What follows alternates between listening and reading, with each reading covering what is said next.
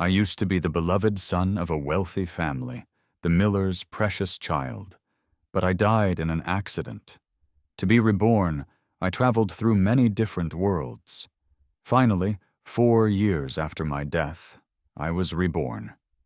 However, when I came back, someone else had taken my place in this world. He looked exactly like me and acted smugly, trying to provoke me. He said, "Everything that was yours is now mine. You came back too late." But he didn't know that when someone truly loved reappears, everyone will naturally be drawn to that person. "I'm back, Mom," I said as I easily opened the Miller family gate. I smiled at my mother, Carol, who was sitting on the sofa. Just like every time I came home before, it felt ordinary and calm. But suddenly, there was a loud crash, the sound of her teacup breaking on the floor. She let out a sad cry, her voice shaking as she said, "Ethan, my son is back." I am Ethan, the oldest son of the Miller family. I died from heart failure. In my last moments, I got involved with a system that quickly moved me between different worlds. That's when I realized I was just a character who died early, in a story about a wealthy young woman and a substitute. The real main character was a substitute who looked almost exactly like me. Because we looked so similar, the Miller family noticed him. In the end, my parents accepted him as their godson. My childhood sweetheart would become his girlfriend, and my sister would become his biggest fan. He would inherit everything I once had.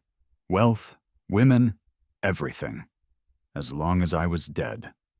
So, after finishing tasks in another world, when the system asked if I wanted to return and be resurrected, I immediately said yes. Why should everything I worked for be used to help someone else? Even the sadness of my death would just be the start of someone else's happiness. So, I came back. I said, "Mom, it's me. I'm back." My mother's hug was as warm as always, but this time it felt a bit tight, like she was afraid I would disappear if she let go. I sighed and gently patted her back to comfort her. The system had changed their memories, making my death seem like I was lost in a maritime disaster 4 years ago, instead of failing to be rescued from heart failure. She believed she had been searching for me day after day, year after year. Now, we were together again. However, our emotional reunion didn't last long because of noises from the doorway. "Mom, look what I bought you," a greasy-sounding male voice called out before anyone arrived. The next second, a young man entered first, holding a box of snacks. Shortly after, a familiar, light female voice came, sounding a bit annoyed. "Why the rush? Always in such a hurry?" With just one sentence, I knew it was Olivia, my friend who grew up with me. Another female voice chimed in. "Mom, are we expecting guests? Why are you crying?"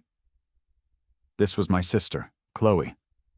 She had already come inside, but since I was facing away from her, she didn't recognize me right away. All she saw was our mother holding my arm and crying, and after a moment of confusion, she started asking questions. I felt my mother grip my hand even tighter, her eyes red, her lips trembling, wanting to speak but unable to stop crying. My sister said, "Mom, please stop crying. What's going on? Who is this person?" The male voice spoke again. "Olivia, what's wrong? Why are you squeezing me like that?" Olivia seemed to sense something, her hopeful gaze falling on my back. She ignored the man's questions, even lightly biting her lips, trying to say that familiar but long-forgotten name. The man looked puzzled. "What's going on with you all today? The security guard at the door said I just came back a moment ago. This is really strange." He frowned, looking at our crying mother, then at the silent sister, and finally at Olivia, whose emotions seemed off. Finally, his gaze settled on me, and a bad feeling suddenly arose in his heart. As if to confirm this feeling, I slowly stood up, turned around, and looked at them. I said, "Chloe, Olivia, long time no see. Olivia called out to me. "Ethan!" Her voice shook, barely audible.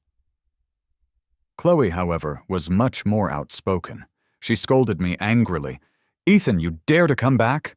Where have you been all these years? Do you know I really thought you were dead? How dare you? How dare you?" At 18, my younger sister hadn't completely lost her childish innocence. Her words were harsh, but her tears couldn't be stopped and kept falling. Feeling guilty, I patted her on the head and said, "Chloe has grown up." She was only 14 back then, and in the blink of an eye, she had become a young woman. It seemed she couldn't hold back anymore. She buried her head in my chest, trying not to cry too loudly and whispering softly, "Brother, I missed you so much." This reunion was filled with both happiness and sadness. It wasn't until the snack box fell to the ground that everyone noticed the man who had been standing silently at the doorway. I looked at him. The impostor with a face strikingly similar to mine, his face pale and his appearance messy and awful.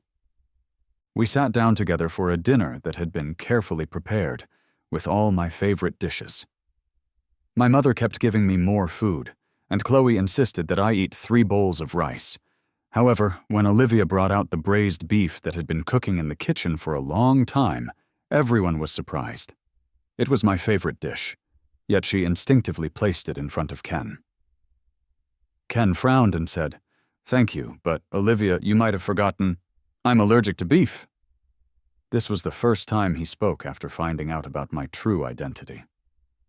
"I'm sorry," Olivia paused and replied lightly. I didn't pay attention to the hidden feelings at the dinner table, calmly eating my meal. My mother said, "Your room hasn't changed at all. I clean it for you every day. Now that you're back, go get some rest. The doctor will come to check you later and your father will be home tomorrow." Her endless talking was her way of showing she cared, and I responded as expected. They didn't say much about Ken, but I didn't mind. This was the confidence that comes from being deeply loved.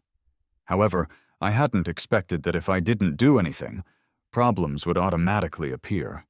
Late at night, someone knocked on my bedroom door. I opened the door to see Ken's familiar face holding a bottle of beer. I raised an eyebrow at him, somewhat surprised, thinking he might be trying to ease the awkwardness and hoping to have a drink together. But instead, he stopped being silent and reserved like he was at dinner, a mocking look on his face. He said, "If you're dead, then you're dead. Why did you come back? Do you think you can fight me? After all, I've been trying to get them to like me for 4 years. Everything you have, except for this room, is mine. You came back too late, understand? Trying to get them to like you." It was a familiar phrase. As soon as he finished speaking, without waiting for me to react, he grabbed the beer bottle, slammed it against his head with a loud bang, the bottle breaking and making a sharp sound. Then he howled loudly and fell to the ground. Through his sobs, he cried, "Big brother, I'm sorry. I just wanted to have a drink with you. I meant no harm." I was speechless. This kind of plot twist in those kinds of stories is indeed common. In that moment, I even found it somewhat funny, watching the man lie on the ground looking pitiful, his clothes messy, beer dripping from his eyes, his gaze towards me full of humiliation. In short, his quiet and resigned behavior truly deserved an award for Best Actor. In truth, I wasn't eager to argue with Ken about anything. For whatever reason, he had been the one to comfort my family members over the years. I didn't feel much anger towards him. I just wanted him to realize how difficult things would be and back off. But his dislike for me was clearly strong. Noises at night are always especially noticeable, especially on a day like this. Everyone in the house had no intention of sleeping. So when the beer bottle broke, other doors started to open one after another. Someone asked, "What happened? Son, did you get hurt?" My mother's face was pale as she quickly put on some clothes, anxiously wearing mismatched shoes. It wasn't until she saw me standing there, perfectly fine, that she sighed in relief. Over the years, she hadn't slept well. She constantly had nightmares, all filled with disturbing images. Ken then replied, "Mom, I'm fine." After making sure I was safe, Ken's voice reached her ears. My mother frowned as she looked at the broken glass beside Ken and asked, "Child, what happened to you? How did you end up on the ground?" Before Ken could respond, she spoke again. "How careless can you be? What if the broken bottle cut someone? Get up quickly." Ken was speechless. He tried to control his emotions and sighed, "It's my brother." It seemed he was about to put on another show. My sister interrupted him. "Bro, what's wrong with your hand?" Chloe clearly meant me, pulling my hand. There was a small cut on the back of my hand with a tiny bit of blood, probably from a piece of the broken bottle accidentally scratching it. It didn't hurt, nor did I feel anything else, but Chloe looked worried enough to cry. She said, "Brother, you're really careless. Didn't you even know you were hurt?" she complained, gently blowing on it like she used to when we were kids, then quickly realized she was overreacting. She said, "Brother, I'll go get the first aid kit." As she spoke, she tried to run away. My mother also came closer, looking guilty as she said, "Chloe, hurry up. You're bleeding, and your brother must be in pain.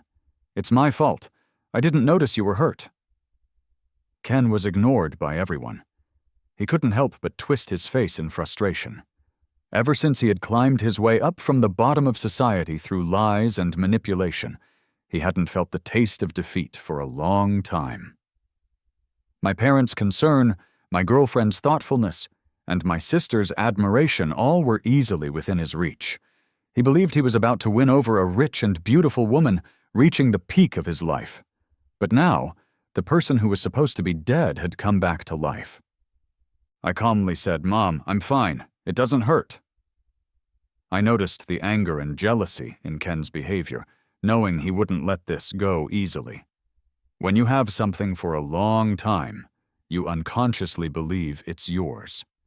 When he thought it was his, only to realize it wasn't, the negative difference between what he expected and what was real was hard to take. So in the next second, while my mother wasn't paying attention, he grabbed a piece of glass. His palm was covered in fresh blood as he clenched his teeth and said, "Mom, I'm bleeding too." He looked completely miserable, shaking as he held out his palm, like someone who was dying saying their final goodbyes. I was left speechless. "Chloe, the first aid kit! I brought the first aid kit!" Chloe appeared just in time. Seeing Ken with blood all over his hands, she paused. Ken quickly said, "Sis, look, I won't get infected, right?" He took advantage of Chloe being such a sensitive little girl, knowing she would be incredibly worried seeing this, especially since she always followed him around like a shadow, treating him like an older brother. Whenever he got hurt playing sports, she would carefully help bandage his wounds. As soon as he saw my sister hesitate for a moment, he began his act. Chloe pressed her lips together, and the first aid kit in her hand was immediately taken by my mother. My mother hurriedly pulled me into my room, wanting to treat my wound. I said, "Chloe, quickly help Ken up." I naturally understood that my mother and sister were ignoring him. Besides paying more attention to me, they also didn't want me to feel uncomfortable because of Ken, this stranger. After all, he looked so similar to me, calling her Mom and Chloe sister. I wasn't stupid. I knew what he had been to our family during the years I was gone. My words surprised my mother. She paused, glanced back, and saw Chloe carefully avoiding the broken glass, supporting Ken by the arm. Ken shakily stood up, acting pitiful. "Chloe, Mom, are you all avoiding me?" Chloe pressed her lips together without responding.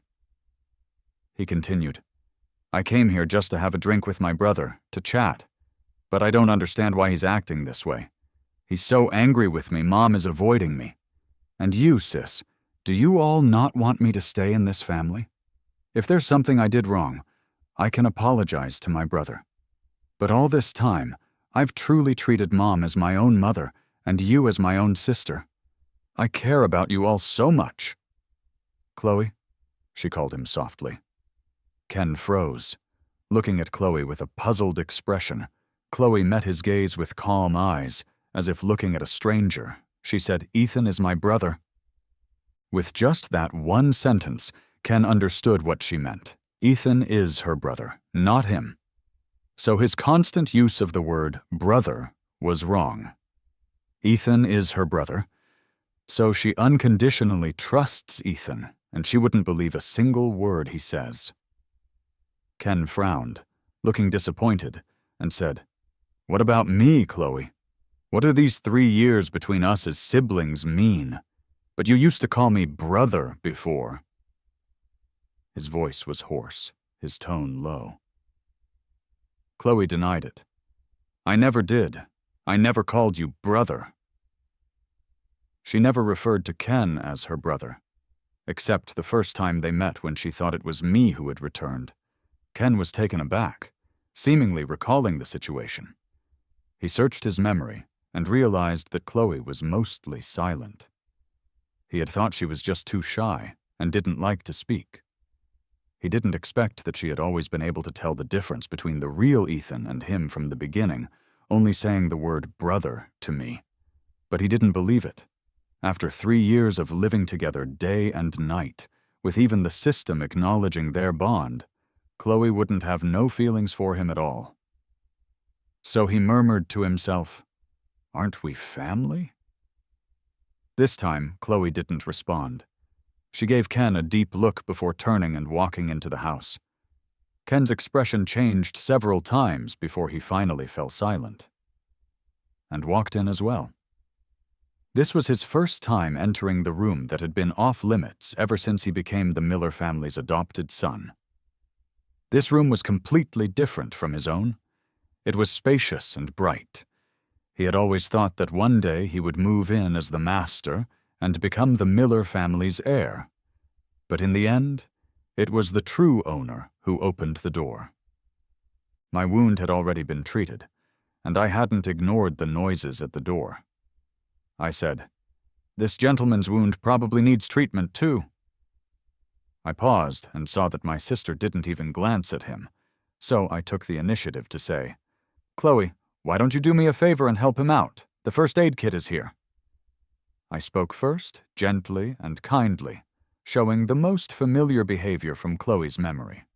She obediently nodded. "All right, bro." Chloe didn't refuse and followed through, but Ken felt humiliated. He thought I was trying to provoke him, showing who the real Miller family heir was.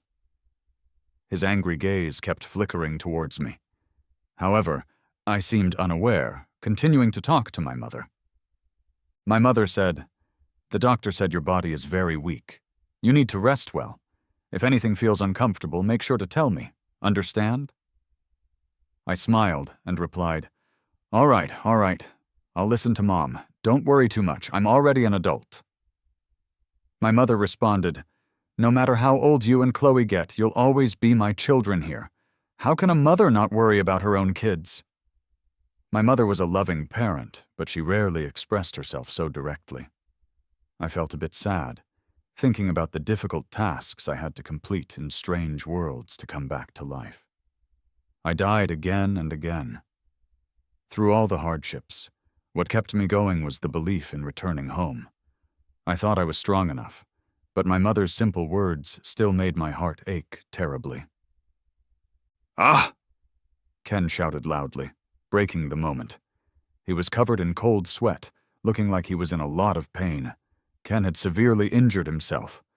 The cut on his palm was deep, with so many pieces of glass inside that taking them out wasn't easy. Chloe's actions weren't gentle at all. Chloe snorted coldly. A grown man, really? She rolled her eyes and continued carelessly picking at his wound. Next, Ken clenched his teeth and stayed silent. When the pain became too much, he fiercely twisted his other thigh. Soon, Chloe had bandaged his wound completely. I wearily rubbed my temples, and my mother noticed my movement. She spoke up. "It's very late. Everyone should go to bed. We can talk about anything else tomorrow." Originally, Ken looked like he still had something to say, but seeing that everyone had stood up, he kept his words to himself. Chloe packed up her things and got up. Before leaving, she didn't forget to say to me, "Good night, brother." I smiled and gently replied, "Good night, Chloe. See you tomorrow." Instead of "good night," "see you tomorrow" felt more hopeful.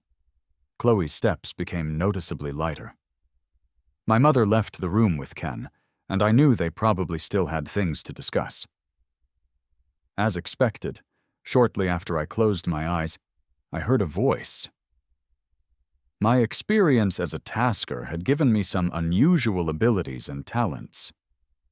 "Ken, is your hand okay?" It was my mother's gentle voice. Shortly after, a hoarse, deep, male voice responded. He spoke with a strong sense of loss. "Mom, I thought you wouldn't see me as your son. I was really in pain just now. My hand isn't too bad, but why are you all ignoring me? I'm your son too." He wasn't wrong. Being an adopted son still made him a son. My mother replied, "Ethan just returned after suffering for so many years. I wanted to take better care of him a bit more. You understand, right? You are both my children. And of course, I love you both the same. Besides, you've been by my side for so many years. How could I not see you?" "Silly child, don't overthink it. I'll call a doctor tomorrow. Your hand needs proper bandaging to prevent scarring." My mother changed her cold behavior towards Ken that she had shown in front of me, suddenly seeming like a completely different person. I couldn't help but frown, not understanding my mother's intentions. Until Ken spoke again. I knew Mom would be worried about me too. Brother has such a terrible temper. I didn't mean anything by it. I just wanted to have a drink and chat with him. But he feels such deep anger towards me, and even deliberately. "Hey." My mother interrupted him. "Yes, Ken is a kind-hearted person. I'll talk to Ethan properly and apologize for him. Tomorrow, I'll check the security footage to see who isn't doing their job properly. Ethan said you suddenly tripped and fell at his door, causing both of you to get hurt." My mother cut Ken off, continuing on her own. Her tone was slightly annoyed, seeming genuinely irritated by the servant's carelessness. Ken was taken aback. Security footage? Why was there such a thing at the door? No wonder Chloe didn't believe his story earlier. He quickly corrected himself. "No, I was just clumsy and tripped on my own. Mom, please don't trouble yourself. I'll be more careful next time. I'm sorry I caused my brother to get hurt too." Ken kept his made-up story to himself. He thought that since my mother still cared about him, he couldn't make himself look bad. My mother seemed somewhat surprised and asked, "Is that so?" He replied, Yes, I'll apologize to my brother tomorrow. It's all my fault. I'm still so reckless even though I'm grown up." Ken was surprisingly flexible, but perhaps because he had been successful for so many years, he saw this small incident as nothing important and didn't care much. A mechanical voice sounded, and the system spoke. "Host, are you feeling sad?" The outside had long become quiet again, and I was still thinking about the conversation between my mother and Ken. My mother clearly didn't seem to have much affection for Ken, so why was she so concerned about him behind the scenes? Every word had a deeper meaning, seeming to care for him, but in reality aiming to favor me. And Ken? Why did he so easily believe my mother's words? I also remembered him using the term gong lue, to pursue or strategize for a relationship. Does he, like me, have something like a system? Before I could figure it out, the system, which had already been unbound, sounded in my mind, asking if I was feeling sad. I paused, somewhat confused, and retorted, "Why are you back?" It said, "I still want to see if the life you chose is not as good as listening to me back then. Didn't you choose immortality by not coming back?" I replied, "No, only here is where I belong." I shook my head, denying the system's words. It continued, "But your mother has already acknowledged another son. Like in all previous worlds, you will eventually be replaced by a substitute. No, perhaps you have already been replaced. Isn't it better for the best person to live in memories, cherished forever? The system didn't quite understand human emotions. It could only analyze based on reality. I said, no, I believe my mother. I thought to myself, a mother's love for her child cannot be faked. She loves me deeply, I firmly believe. This conversation with the system ended with its silence. I knew it hadn't left yet. The night grew quieter, and I felt sleepy, closing my eyes. More than my body, it was my soul that was exhausted. Every death wasn't the end, but the repetitive cycle of pain was something I had truly felt. Ken, are you here to find me? When I saw Olivia's figure, Ken couldn't wait and rushed over to hug her. With my mother's comforting words from last night, he felt he hadn't lost. It was just that the impact of his first love's return was stronger. Over time, it would eventually become a lingering presence. So he was confident when facing Olivia as well. I watched the couple holding each other not far away, and my steps came to a halt. Ken had a loving look as he said, "I've reserved a table at your favorite restaurant for 7 o'clock tonight." As he spoke, he casually lifted his bandaged hand, continuing, "But I might need to trouble you to drive. My hand got a bit injured yesterday." If it were the past, Olivia would have definitely questioned how he got injured. However, this time, Olivia merely frowned and stepped out of his embrace. She said, "I'm sorry, Ken. I'm not here to see you today." She continued, "Ethan, can we talk when you have time?" She looked up and met my gaze. I raised an eyebrow, glanced at Ken, who was filled with anger towards me, and smiled in agreement. I said, "Sure." For the first time, Olivia declined Ken's invitation, giving me a chance to be alone with her. At the cafe, we sat in silence, the quiet lasting until I thought she simply wanted me to buy her a cup of coffee. She pressed her lips together and said, "I thought after so long apart, you'd have a lot to say to me." She sighed softly. I stopped stirring my coffee and looked up at her, asking, "What do you want to say?"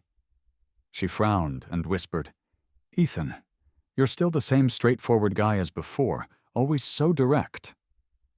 She took a sip of her coffee, lowered her head, and continued, "Ethan, about Ken, I'm sorry." She was referring to her treating Ken as my replacement.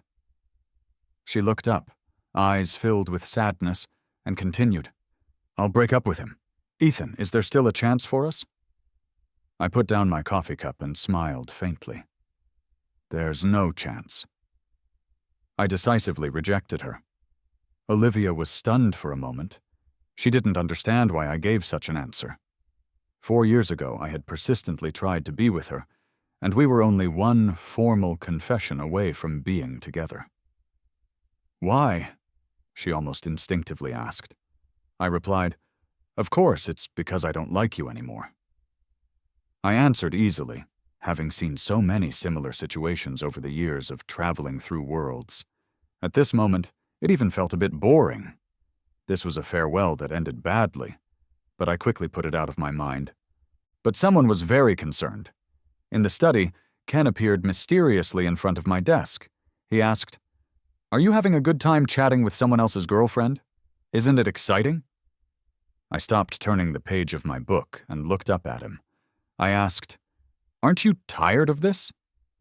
He had 2 faces. In front of others, he was a warm and affectionate guy, but towards me, he was full of anger. He laughed. "Tired? Why would I be tired? As long as I play your role well, I can live the same life as you. It's incredibly easy.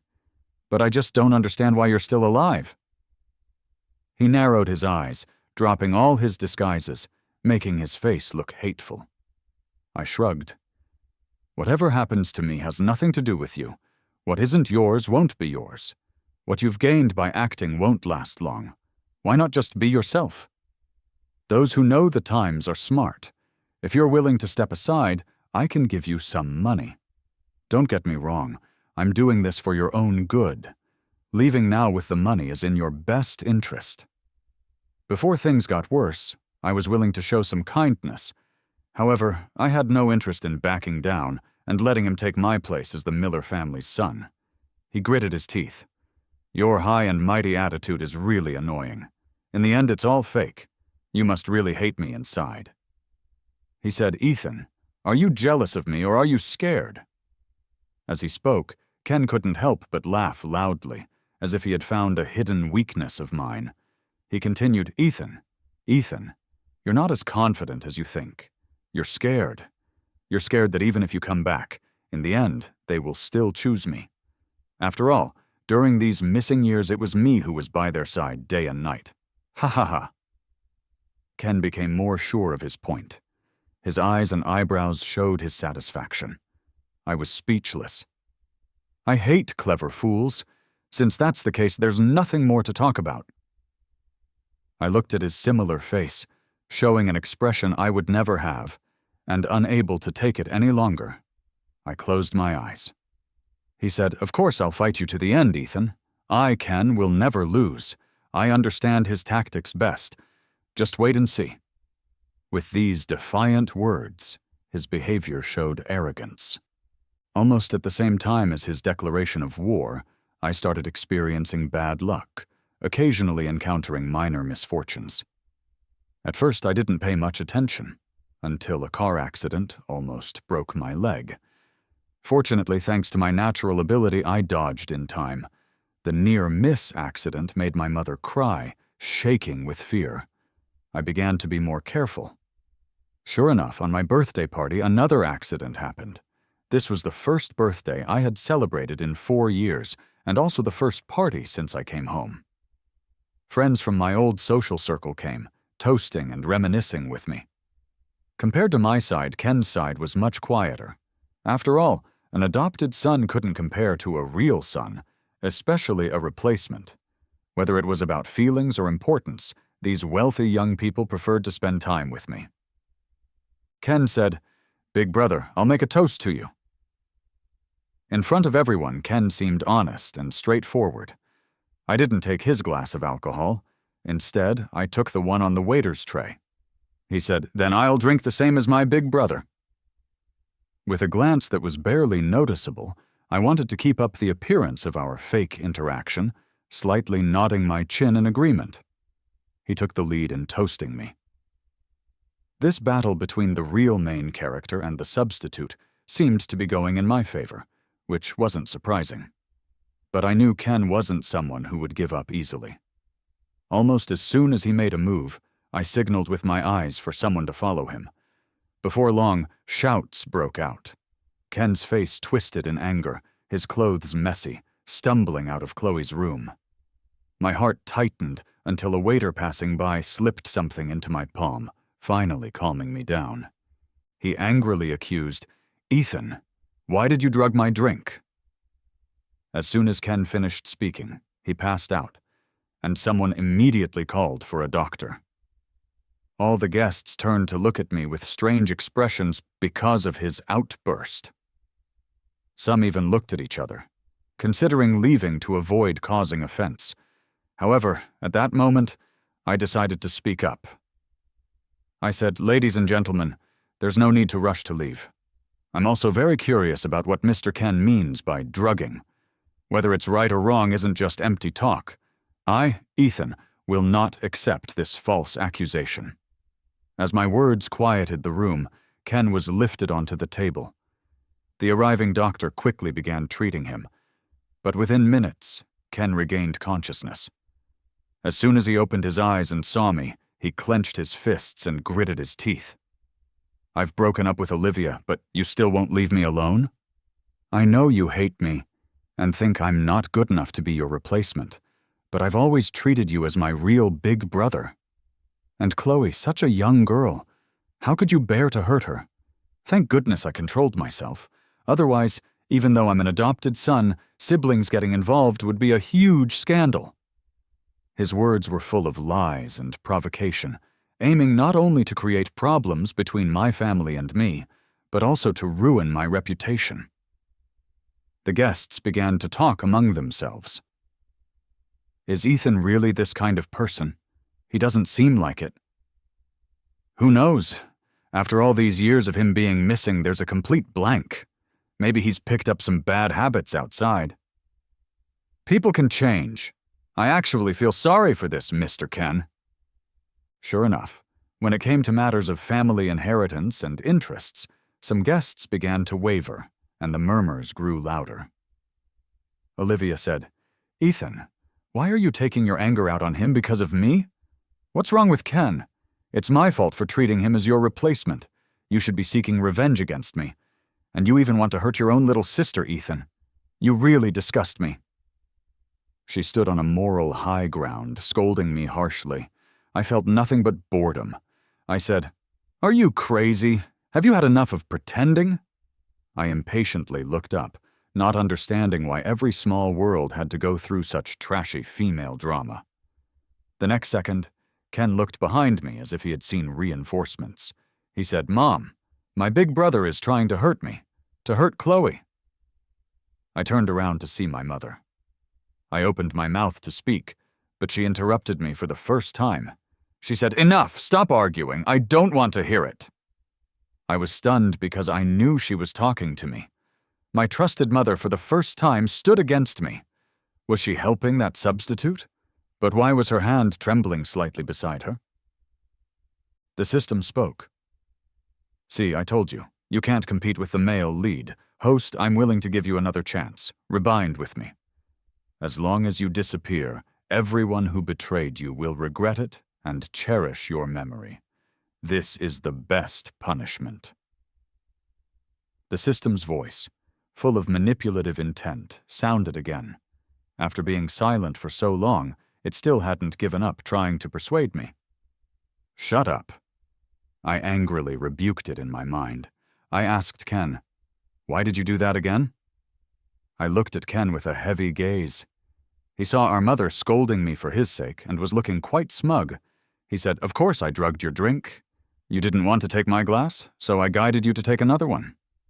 Isn't that what I wanted?"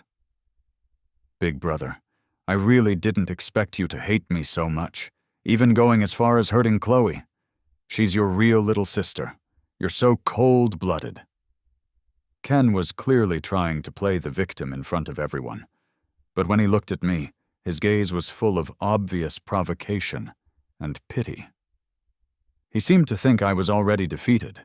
However, the next second, Chloe, who had said she wasn't feeling well and was resting in her room, suddenly walked in dressed appropriately. She said, "Thank you so much for standing up for me. I just brought a gift from my brother. Can someone tell me what happened?" She held a delicate gift box in her hand, clearly not lying. Everyone was stunned. Since Chloe wasn't in the room earlier, Ken's messy exit from Chloe's room must have been staged. Ken was also stunned. Although the room hadn't been lit, he clearly felt someone there. The next second, a female voice sounded. "Mr. Ken was so hasty just now. Turns out he mistook the person." A young woman walked out of Chloe's room. Her every move was full of flirtatious charm, her clothes messy, and her lipstick slightly smudged from kissing. This was Chloe's friend, Sophia, a well-known socialite in our circle. Taking advantage of everyone's attention being diverted, I grabbed Chloe's phone and inserted the memory card the waiter had slipped into my hand. The video inside showed Ken's staged scenes. I said, "The drugging you mentioned, is it this?" I pulled out the footage, which showed Ken sprinkling powder into my drink after toasting me. He had also deliberately had the servant deliver water to Chloe, under the pretense of caring for her, with drugs added to the water. At the right moment, he entered Chloe's room. But he didn't expect that the person sleeping in the room wasn't Chloe, so he didn't drink the water. Instead, Sophia, being the hospitable girl she was, ended up kissing him. Ken loudly said, "This can't be right. This video is fake." He widened his eyes, desperately denying it. But his mind was frantically calling the system. Ken said to the system, System. Didn't you promise to help me block all videos? What are you doing? Do you even know who your real master is? I was stunned. The voice was coming from his mind, but I could hear it. His called system had not responded, but I sensed a familiar energy fluctuation. Seeing the mocking gazes about to overwhelm him, Ken hurriedly said, "Mom!" My mother, as if receiving a command, suddenly spoke. "Enough, Ethan. Ken is just being immature, just joking with you. Don't argue with him."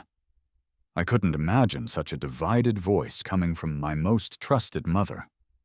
Chloe looked angry, raised her wine glass to throw it at Ken, but I quickly grabbed her to stop her from acting out. Guests showed various expressions, but Ken was delighted, saying, "Yes, big brother, it was just a joke, a childish prank. You won't mind, right? I just wanted to strengthen the brotherly bond. I won't dare to do it next time." He grinned shamelessly. Nobody would believe such a ridiculous excuse, but since my mother said so, no one dared to say anything openly. I laughed. "Of course I don't mind, if it were in a circus. I might even cheer more." I said that and led Chloe, who was about to lose her temper, to leave first. Chloe complained, "I really don't understand her. Why does she talk to that person? They always said Ken was your substitute. I thought she couldn't bear the pain of losing you, so she found someone to rely on." She wanted a peaceful family, and I went along with her act. But now that you've returned, what is she doing? Treating her own son like this just for the sake of the adopted son? Chloe pouted. As a young girl, she couldn't understand much about emotions. She just felt that her mother was helping a stranger suppress her brother. I laughed. "Don't be angry. Your pouted lips are so high they can hang a bottle. Actually, I'm fine. Ken is only capable of this. He can't compete with me, don't worry, sis." I patted her head, telling her to calm down. She said, "But Mom." I said, "All right, I'll handle this. You might as well tell me about what happened these past few years while I was gone." I thought to myself, why did the plot differ from what I knew in advance? Chloe pressed her lips together and nodded. "Mom, were you dreaming again?"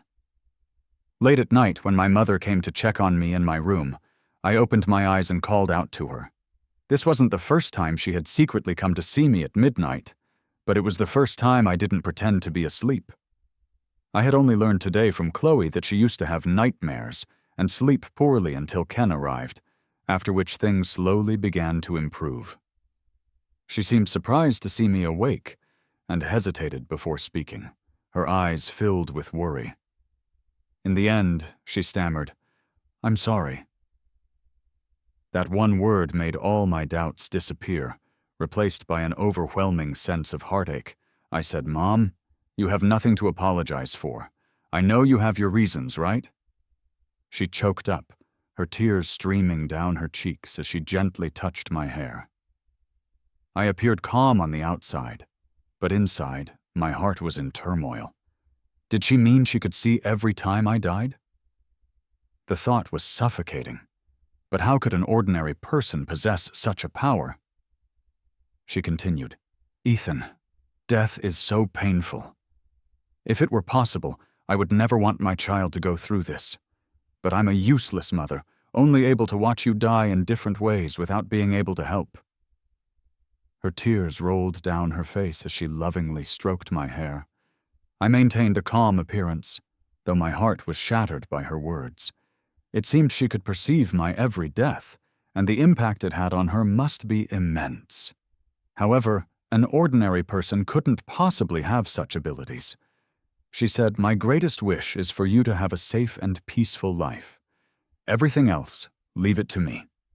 These were the last words my mother spoke to me that night. That night's talk left me deeply uneasy.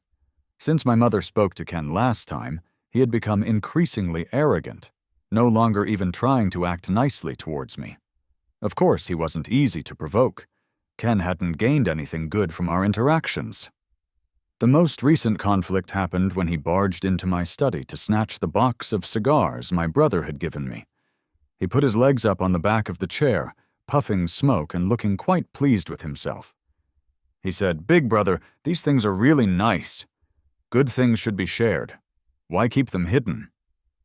I responded, "Didn't anyone tell you that taking without asking is stealing? Put it down and get out of this room right now." Ken stopped pretending. Naturally, I didn't greet him with a smile. He replied, "I won't put it down. I want this box of cigars. Otherwise, you'll have to ask Mom if I can take it." With that, Ken tried to take the box and leave. I grabbed his collar and shouted, "Put it down!" He sneered, trying to break free. The next second, I pulled him by the collar, quickly pressing his head down and smashing him onto the table he had just put his legs on. "You can't understand what I'm saying," I cursed angrily. Ken was terrified. He never expected me to stop being gentle. Now I was physically hurting him when we disagreed. Realizing this, he yelled, "Let me go! How dare you hit me! I won't let you go!"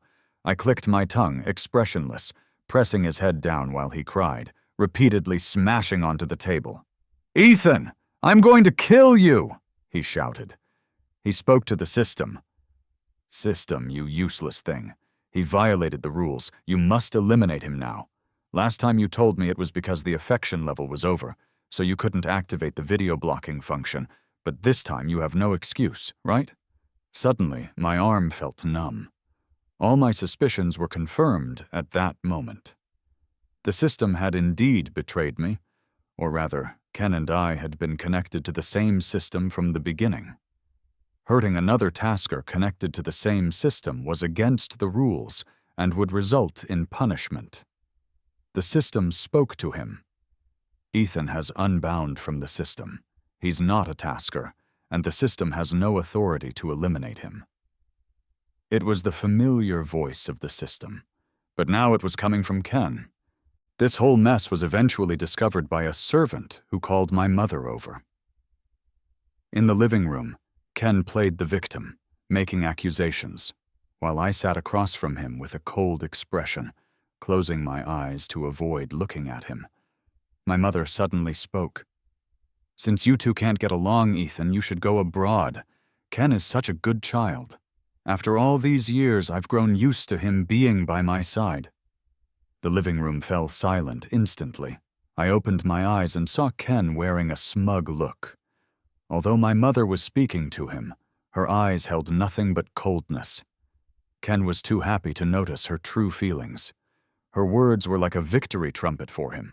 When people are too happy, they often miss important information. I said, "Fine." I glanced at my mother, remained silent for a long time, and finally said just that one word. In the next second, Ken mockingly made a loser face at me.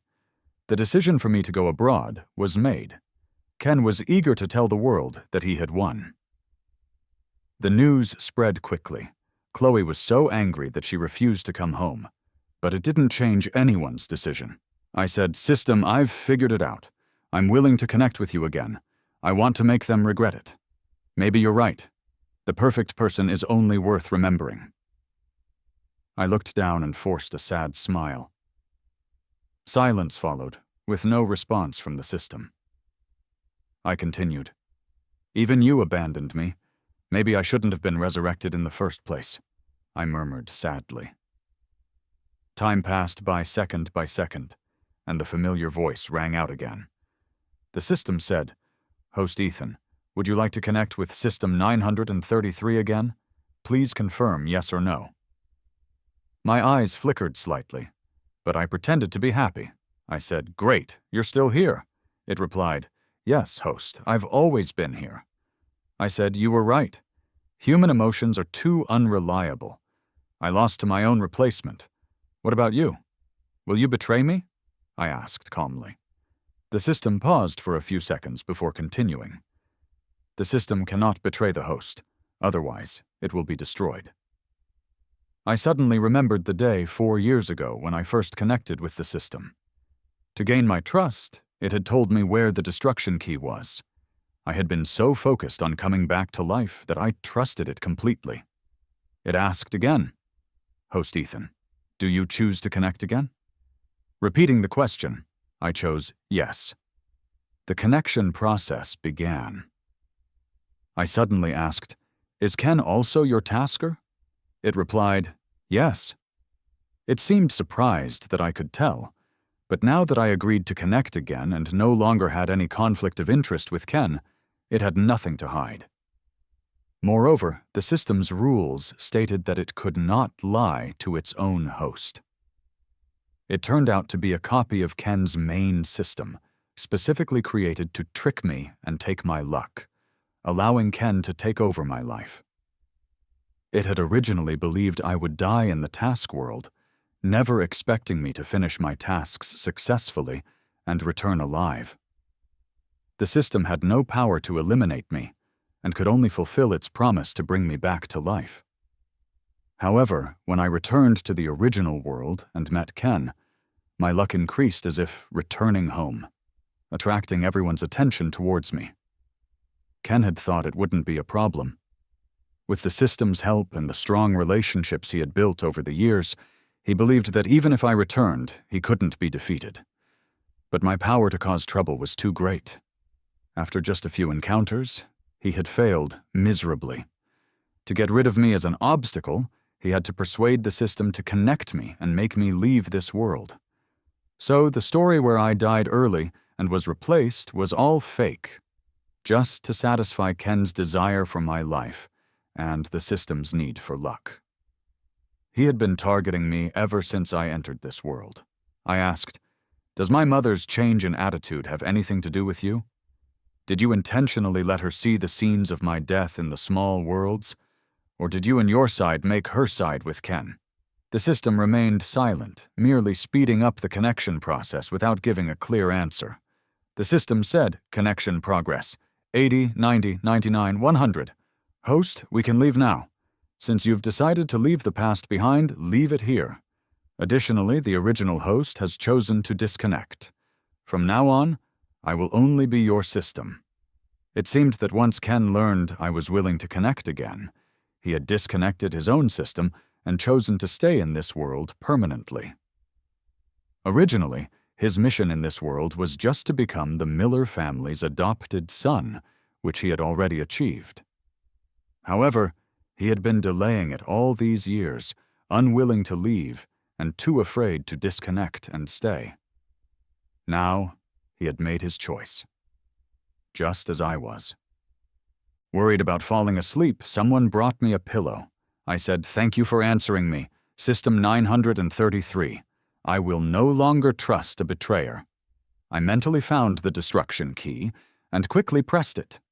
In the next second, the system's space in my mind flashed red lights, codes flew around chaotically, and everything was about to collapse. System 933 experienced betrayal for the first time. It said, "You will regret this." I replied, "I won't." "Brother, I stopped Mom." The phone rang and I answered it, hearing Chloe's voice shaking with fear. Upon hearing the news, I sighed in relief, grabbed my keys and ran out. I said, "You handled it very well, don't panic, I'm coming right now." When I arrived at the abandoned warehouse, Ken was lying in the dirty mud with his mouth covered, and my mother was shaking her hands with eyes full of hatred. However, Chloe was stopping her from doing anything more. My sister said, "Mom, this is illegal. You can't do this. Staring at me won't help." My mother gritted her teeth and snarled, "If he doesn't die, your brother must die. Do you understand?" Chloe froze, looking confused. My mother ordered, "Move aside." She pushed Chloe to continue attacking Ken, but I quickly grabbed her. I said, "Mom." She responded, "Why are you here? Get out of here. This doesn't concern you. Ethan, listen to Mom and live well." Upon seeing me, my mother looked horrified and pushed me to leave. I replied, "Mom, it's okay. It's all over now. Listen to me." So I told her the secrets of my 4-year disappearance, the process of being connected to the system, our previous conversations, and the system's destruction. My mother, trying not to cry, said, "I knew it. Such coincidences don't exist. Ethan, I'm sorry." She hugged me tightly, crying uncontrollably, and Chloe also had tears in her eyes as she listened. Ken was brought into the Miller family 3 years ago by Olivia. Initially, my mother disliked this person who looked so much like me and was disgusted by Olivia's behavior of replacing me. Her son was unique. Even if there were thousands of people who looked similar, I was irreplaceable. After my disappearance, she began suffering from insomnia and anxiety. But after meeting Ken, she suddenly started dreaming of various scenes of my death. A voice told her that only by treating Ken well and truly seeing him as her real son could her child have a chance to return. At first, she didn't believe it, but as those scenes became more frequent and intense, she began to act hopefully towards Ken. As expected, her condition improved, as if she saw hope. She treated Ken better, and everyone thought she was becoming emotionally attached to the substitute. However, every sleepless night, she secretly prayed for her child to return to her side. Finally, shortly after officially adopting Ken, I truly returned.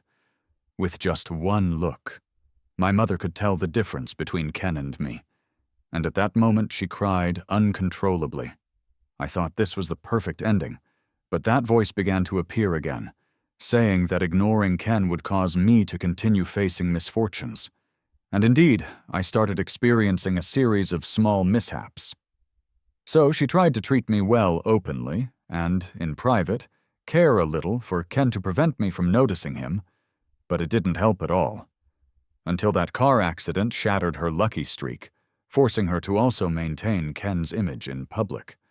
She followed the instructions, and indeed, the situation improved. My mother was completely cold. She always believed that the person who started everything was the one who would ultimately benefit. She couldn't let me suffer all my life, so she decided to send me abroad, lower Ken's guard, and personally get rid of this threat. That voice must have been the system's hypnosis. After my mother's disappearance, her mental state was very poor, and she was likely taken advantage of when she was mentally weak.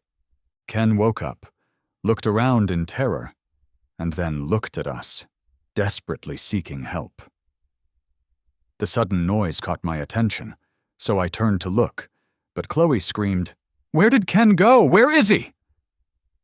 The man lying on the ground had a completely unfamiliar face, a face I had never seen before. I said, "He is Ken."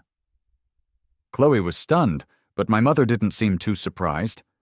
Now that she was free from any control, she no longer had to pretend to be nice to the impostor. She merely glanced at him indifferently, before looking away. Chloe stepped forward and tore off the tape from Ken's mouth. Ken exclaimed, "Mom, it's Ethan who wants to kidnap me. Please save me." However, in the next second, my sister saw him lying about me, so she quickly put the tape back on, earning an angry glare from Ken. My sister said, "Can't you speak properly? We're a family here to rescue you. Don't be ungrateful. If you can't speak anymore, we'll leave you alone here in the abandoned warehouse. Those vicious bandits might come back." Chloe was subtly threatening him. Naturally, kidnapping would be done by hired people, and Ken hadn't seen the face of the other person involved. The Miller family tried various things, but he couldn't find any proof. Upon hearing this, Ken's expression softened, showing pleading eyes, and Chloe ripped the tape off his mouth once more. In the end, the kidnapping matter was left unresolved, and the Miller family didn't even spread the news. When Ken returned from the hospital, no one recognized him. His face no longer looked anything like the Ken they knew. He declared, "I am the second young master of the Miller family. Do you know who I am? Let me in now." The security guards responded, "Enough with the fake acts. Who doesn't recognize the second young master of the Miller family? Do you think we're blind?" The villa's main gate remained closed as Ken was escorted out by security. He shouted, "I really am Ken!" He was so angry that his nose looked crooked, and no one paid him any attention. Until he saw Olivia visiting, he hurried over and said, "Olivia, they all won't let me go home. It must be Ethan's orders." Olivia, confused, asked, "Who are you?" He replied, "I'm Ken. Why don't you recognize me anymore?" Ken, frustrated, then touched his face and exclaimed, "My face! What's wrong with my face?" Finally, he looked into a reflective glass and saw his own forgotten face, a face that belonged only to him, long forgotten. Ken went completely mad. He couldn't accept this reality and stumbled away, running as far as he could. Olivia thought she had encountered a madman and didn't pay much attention. She had come today to apologize to Ethan. She didn't understand why he said such things before. Their childhood bond had been broken, but she still wanted to offer Ethan an apology. I didn't accept her apology, and she left with tears streaming down her face. Later, when I heard about her again, it was related to Ken once more. Ken could never accept returning to his original appearance, but the system would never come back. He didn't want to take revenge on me, but he was always getting into trouble.